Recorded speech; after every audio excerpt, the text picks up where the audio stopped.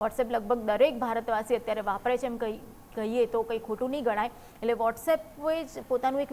User name feature એ તાજેતરમાં launch કરવાનું હતું, પણ હવે એવા સમાચાર આવ્યા છે કે આ ફીચર છે એ ભારતમાં હમણાં લોન્ચ કરવામાં નહીં આવે, કારણ કે આપણે જાણીએ છીએ કે આને લઈને બહુ મોટો વિવાદ થયો હતો અને કેન્દ્ર સરકારે પણ વોટ્સએપ અને મેટા પાસે આની એક ક્લેરિફિકેશન માંગ્યું હતું કે ખરેખર આ યુઝર નેમ ફીચર શું છે અને એનાથી કઈ રીતે કામગીરી થશે અને કઈ રીતે નુકસાન થઈ શકે છે એનું એક તારણ છે માંગ્યું હતું. ને મેટાએ સરકાર સાથેની વાતચીત સુધી આ રોલઆઉટ અટકાવવાનો એમને ભરોસો આપ્યો છે કે જ્યાં સુધી સંપૂર્ણ માહિતી નહીં આપવામાં આવે ત્યાં સુધી ભારતમાં હાલ આ ફીચર નહીં લોન્ચ કરવામાં આવે. આ ફીચરથી મોબાઈલ નંબર શેર કર્યા વગર ચેટ કરી શકાશે એવું એક ફીચર છે અને ટેલિગ્રામ અને સિગ્નલ પર પણ આ પ્રકારનું ફીચર પહેલેથી ઉપલબ્ધ છે એવું વોટ્સએપ દ્વારા અને મેટા દ્વારા સરકારને કહેવામાં આવ્યું છે.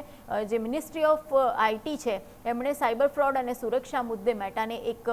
નોટિસ મોકલી હતી અને ફેક આઈડી, ફિશિંગ છે અને ડિજિટલ અરેસ્ટના કેસ આના કારણે વધવાની એક શક્યતા છે એ વ્યક્ત કરવામાં આવી હતી. વોટ્સએપ એકાઉન્ટ બનાવવા માટે મોબાઈલ નંબર અત્યારે ફરજિયાત જ રહેશે. અગાઉ ફીચરની વાત હતી કે ભાઈ જ્યારે યુઝર નેમ ફીચર આવશે તો મોબાઈલ નંબર વગર પણ તમે વોટ્સએપ એકાઉન્ટ બનાવી શકશો. સેલિબ્રિટીઝ અને સરકારી સંસ્થાઓના યુઝર નેમ સુરક્ષિત રાખવા માટેની દરખાસ્ત પણ કરવામાં આવી છે અને ભારત સરકારે હાલ મેટાના સુરક્ષા ઉપાયોનું રિવ્યૂ કરી રહી છે